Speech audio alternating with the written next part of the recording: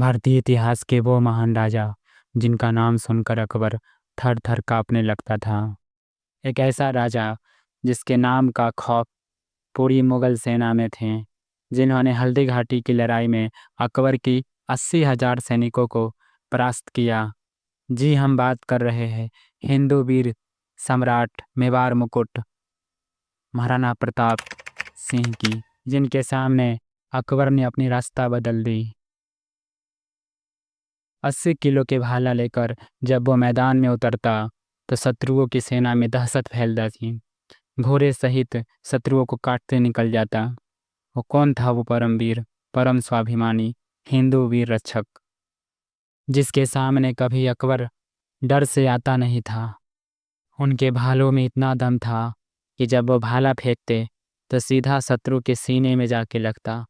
उनकी तलवारों में इतना दम था जो शत्रुओं को टुकड़े टुकड़े कर देता। चलिए, आज की इस वीडियो में हम इस वीर की शुरू से कहानी शुरू करते हैं। तारीख थी 9 मई 1540, जब मेवाड़ के राजा महाराणा उदय सिंह की रानी जयवंती बाई ने एक पुत्र को जन्म दिया।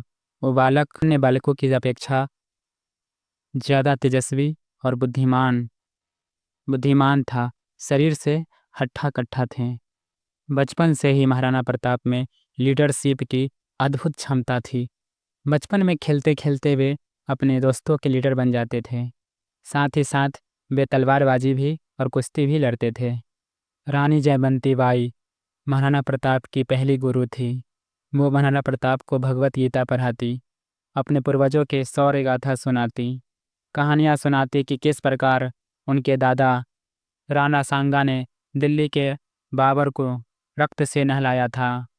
उनके परदादा बप्पा रावल, जिनके सामने शत्रु भय से कांपते थे और विदेशी कभी आक्रमण नहीं कर सका भारत पर जिनके समय में। बालक प्रताप यही शौर्य गाथा को सुनकर बड़े हुए थे। बचपन से ही उनमें शौर्यता भरी हुई थी। लेकिन कहते हैं ना, अपने घर में ही कुछ गद्दार छिपे रहते हैं। महाराणा उदय सिंह की बहुत सारी पत्नियां थीं, जिनके उनके 34 बच्चे थे। उनका सबसे प्रिय रानी था धीरबाई, जिन पर राजा बहुत मोहित था। उसकी बातों को राजा कभी इनकार नहीं करते थे। उनकी रानी धीरबाई चाहती थी कि उनका बेटा जगमाल मेवाड़ का अगला राजा बने। बस क्या था, अलग अलग रानियां सोचती थी कि उनका बेटा ही अगला मेवाड़ का राजा बने। इस प्रकार घर में कलह होने लगा। अकबर को जब इस बात की खबर मिली तो उसने सोचा क्यों ना महाराणा प्रताप को तोड़ने के यही सही समय है। उसने राजपूतों को, जो लालची राजपूत थे, उसे अपने में मिला लिया। कहावत बिल्कुल सही है, जब जब घर टूटता है तब तब पड़ोसी आके लूटता है। बिल्कुल ऐसा ही हुआ था। ऐसे बहुत सारे उदाहरण हमारे इतिहास में हैं। जैसे कि सिकंदर जब भारत आया था तो उस समय पोरस के साथ भी गद्दारी किया था। जब पृथ्वीराज चौहान मोहम्मद गौरी से हारे क्योंकि उनके साथ गद्दारी किया था। इसी प्रकार अंग्रेज जब भारत आए तो उसने भी हमारी कमजोरी का फायदा उठाया, हमारे गद्दारों को अपने में मिला लिया। मुगल बादशाह अकबर बहुत ही चालाक था। उसने राजपूतों को अपने में मिला लिया ताकि महाराणा प्रताप कमजोर पड़ जाए। महाराणा प्रताप इस समय तक बिल्कुल ही अकेला पड़ चुके थे, फिर भी उन्होंने भीलों की सेना को बनाए और उसी के बल पर अकबर की विशाल सेना को टक्कर दी थी। महाराणा प्रताप का नाम ही काफ़ी था शत्रुओं में दहशत फैलाने के लिए। उनकी हाइट 7.5 फीट था। 10-10 किलो के जूते पहनते थे। उनकी छाती का वजन 80 केजी का था और उनकी भाला का वजन 70 किलो का था। सोच सकते हैं आप कितना बलवान, कितना शक्तिशाली रहा होगा। इसी तलवार से उन्होंने मुगल सेनापति बहलोल खान को एक ही तलवार में घोड़े सहित काट डाला था। अकबर ने महाराणा प्रताप को समझाने के लिए बहुत सारे राजपूतों को और मुगल सेनापतियों को भेजा, लेकिन महाराणा प्रताप एक भी शर्त नहीं माने।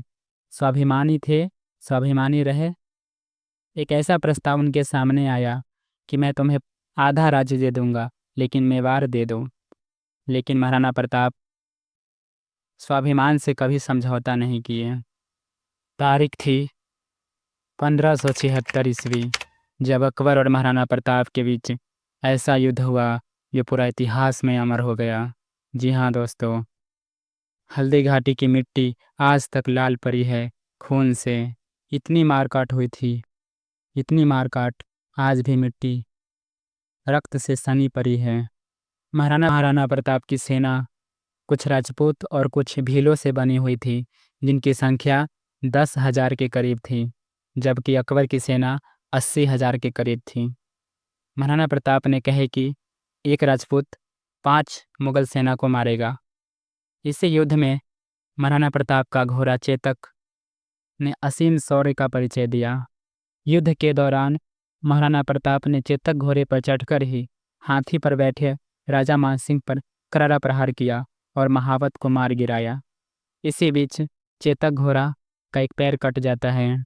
युद्ध लड़ते लड़ते महाराणा प्रताप के देह पर असंख्य घाव थी। उनके एक पैर में गोली तक लगी थी।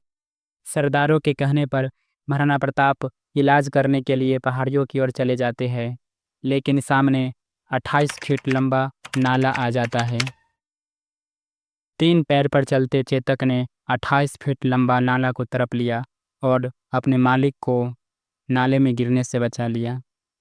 महाराणा प्रताप अपने चेतक को अपने पुत्र के समान प्रेम करते थे। चेतक की मृत्यु पर महाराणा प्रताप फूट फूट कर रोए। हल्दी घाटी में हुई हार से अकबर इतना नाराज हुआ कि उसने अपने सेनापतियों के वेतन देना भी बंद कर दिया था। साथ ही दरबार में आने के लिए भी अनुमति नहीं दिया। महाराणा प्रताप के हाथों से चित्तौड़ निकल चुका था। उस पर मुगल ध्वज लहरा रहा था, जो महाराणा प्रताप की छाती को चीर देता था। फिर से उन्होंने भीलों की सेना बनाई और मुगलों पर दोबारा आक्रमण करना शुरू किया। एक एक करके मुगलों के 36 किले को जीत लिया।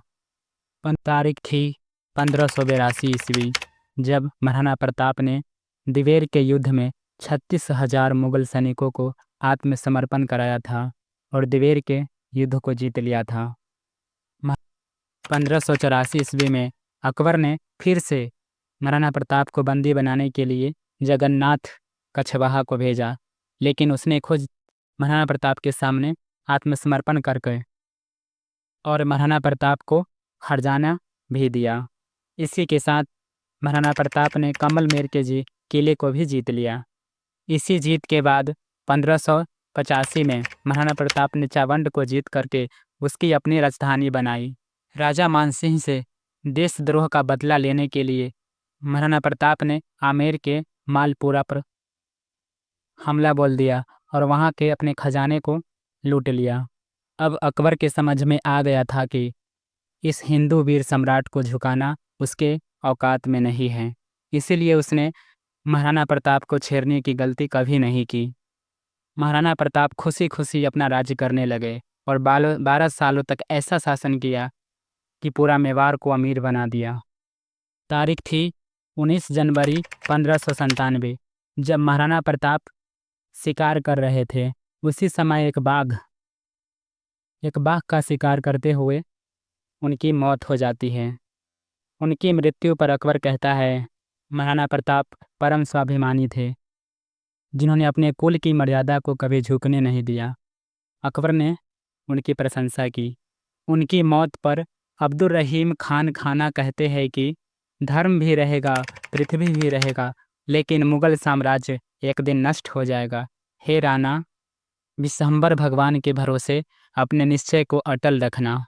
महाराणा प्रताप एक ऐसा शासक थे जिन्होंने कभी भी अपना पगड़ी किसी के आगे नहीं झुकाए।